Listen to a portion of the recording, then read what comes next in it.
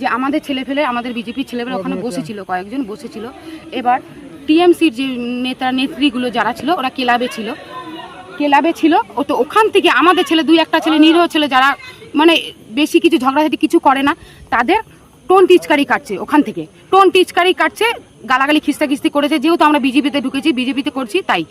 এবার ওই ছেলেটা যখন বলছে দেখ তোদের আমরা কিছু গালাগালি খিস্তাখিস্তি করছিস কেন, এবার ওদের কাছে বলতে গেছে ওই ছেলেটাকে ধরে পিটিয়ে দিয়েছে আজকে, ছেলেটাকে ধরে মেরেছে। কত নম্বর ওয়ার্ড? এটা হলো 22 নম্বর ওয়ার্ড, কাঁচরাপাড়া। ওই ছেলেটাকে মেরে দিয়েছে। এবার আমরা সামনে দেখিনি, আমাদের পিছনে বাড়িতে ছিলাম, বাড়ি থেকে আমাদের ছেলে ওরাই ডেকেছে। এটা তৃণমূলের লোকেরা করছে? হ্যাঁ, তৃণমূলের লোকরা করছে। কে চেয়ারম্যানের?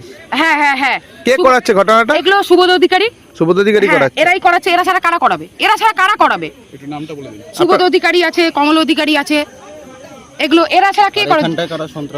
আর এখানটা সন্ত্রাস করছে রঞ্জিত দাস, চৈতালি নেত্রী, কমল অধিকারী, ইসে আছে কি বলে না ওটা, সুমন দাস, সুজয় দাস, মানে বাবুয়া দাস, এরা মিলে করছে। দিনের পর দিন অত্যাচার করে যাচ্ছে, দিনের পর দিন মারধর করে যাচ্ছে, হুমকি দিয়ে যাচ্ছে। আমার নাম রিম্পা বাউরি। ঠিক আছে, রিম্পা বাউরি দিনের পর এদের অত্যাচার মারধর করেছে। আজকে বোম পেয়েছে এলাকায়। আজকে যে বোম পেয়েছে, এই যে নাইটি ছিঁড়ে দিয়েছে, নাইটি চেঞ্জ করে আসলাম এখন।